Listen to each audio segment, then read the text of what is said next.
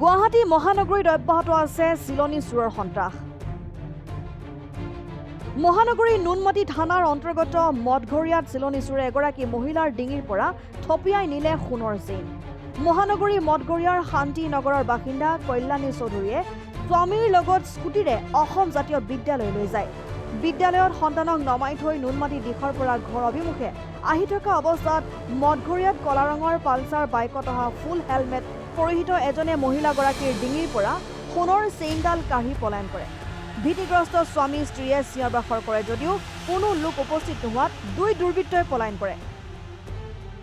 ঘটনা সন্দৰ্ভত স্থানীয় ৰাইজে নুনমাটি আৰক্ষীক খবৰ দিয়াত আৰক্ষীৰ লোক ঘটনাস্থলীত উপস্থিত হৈ তদন্ত আৰম্ভ কৰে যদিও এই মুহূৰ্তলৈ চিলনী চোৰৰ কোনো সংহত উলিয়াবলৈ সক্ষম হোৱা নাই।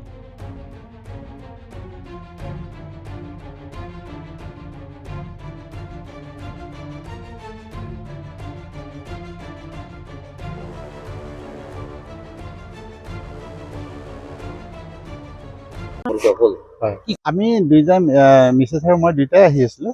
বাবুক স্কুলত থৈ অসম জাতীয় বিদ্যালয়ত থৈ পেলাই আহি আছিলোঁ। আহি থাকোঁতে আপোনাৰ ইয়াহু মটৰ্ছৰ সন্মুখতে পিছফালৰ পৰা এক খুন্দা মাৰি পেলাই চেইনডাল মোৰ মাথাত খুন্দা লাগিলে। এওঁৰ মাথা হেলমেটটো মোৰ মাথাত খুন্দা লাগিলে। মই যেতিয়া পিছফালে চাইছোঁ চাওঁতে দুজন ল'ৰা পিছা কি কয় এওঁৰ মানে পিঠিত মানে কৰিছে।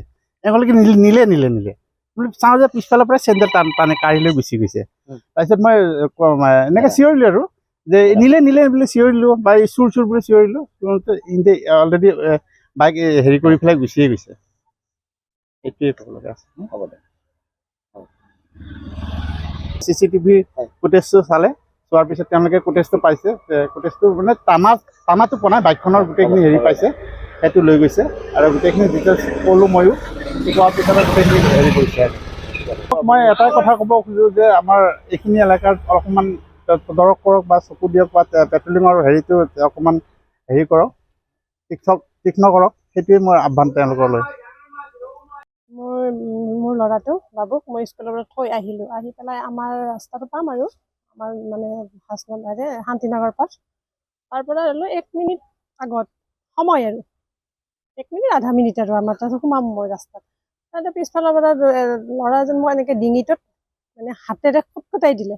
মই ভাবিলোঁ মোবাইলটো নিয়া নাই চাগে, তেওঁ মোক মোবাইলত মাৰি নাপায়, মোক দেখা পাই পেলাই পিছফালৰ পৰা এনেকৈ মাত চিনাকি বুলি মাত দিলে চাগে। তেওঁলোকে বাইক পালচাৰ চাগে, সেইখন পালচাৰ, আৰু ল'ৰা দুজন ক্ষীণ। মই ভাবিলোঁ কোনোবাই মোক চাগে নাপাই পেলাই ফোনত এনেকৈ দেখা পাই লওঁ, এনেকৈ দিলে চাওঁ যে ঘূৰি চাৰ লগে লগে এনেকৈ ডিঙিটোত দিছে। তাৰমানে চেইনডাল সোমাই দিলে নহয়। নখৰ আঁচুৰ লগতে মই কোন বুলি এনেকৈ হাতখনত ধৰাৰ লগে লগে চেইনডাল টানি লৈ গ'ল। হেলমেট পিন্ধিছে, দুইজনে হেলমেট পিন্ধিছে। ওচৰত ইমান নাই, মানে আমাৰ অলপ স্থবিষ্ট পাতলটো বেছি দোকান চোকান আছে, মানুহ এজন দুজন। মই চিঞৰিছোঁ যিটো শুনি নাপালে তেওঁলোকে। এই নিলে বুলি ক'লোহে মই, এই লৈ গ'ল এনেকৈ ক'লোঁ। শুনি নাপালে চাগে। আহি অকণমান আগত এজন দাদা বহি আছিলে, চিমেণ্টৰ দোকান আছে তাৰ।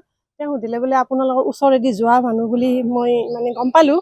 ভাবিছোঁ চাগে ওচৰেদি গ'ল, লগাই দিছে নেকি গাড়ীখনত, সেই বুলিহে চিঞৰা বুলি ভাবিলোঁ, চেইনডাল নিয়া বুলি ভবা নাই। এনেকৈ ক'লে মই ডিঙি আঁচুৰ খাই গৈছে এইখিনি।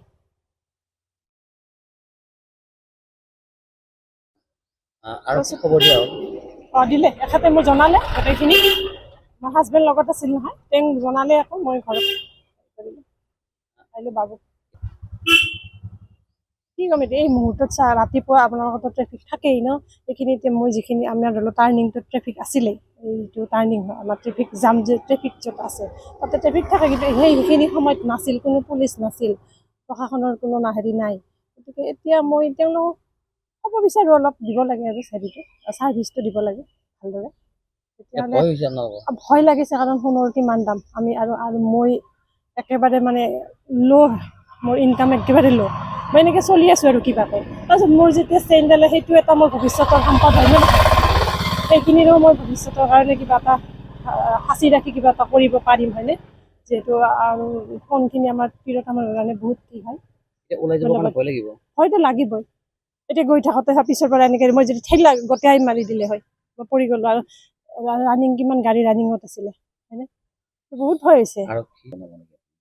এইটো ছাৰ্ভিচ দিব লাগে ভালকৈ অলপ, প্ৰশাসনে নিৰাপত্তাটো আমাক লাগে। তাৰমানে মাইকী মানুহৰ এনেও নিৰাপত্তা নাই। আমি সদায় মানে কি যিখিনি মানুহ ওলাই আহিছে, হয়নে, হেৰিখিনি ঠিকেই আছে বাৰু, কিন্তু আমি যিবোৰ ঘৰুৱা আমি হাউচ ৱাইফ সেইখিনি আমি এতিয়াতো এনেকেতো ওলাই নাযাওঁ। এতিয়া বাবুত স্কুল থ'ব গৈছোঁ, সেইখিনিতো আমাৰ নিৰাপত্তা নাই, হয়নে? কিমান মান টকা হ'ব চেইনডাল?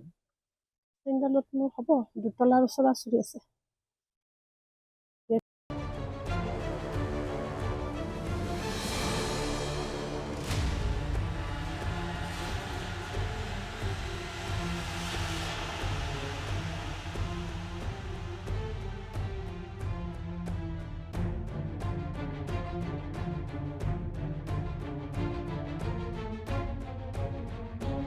News desk report, democratic Assam.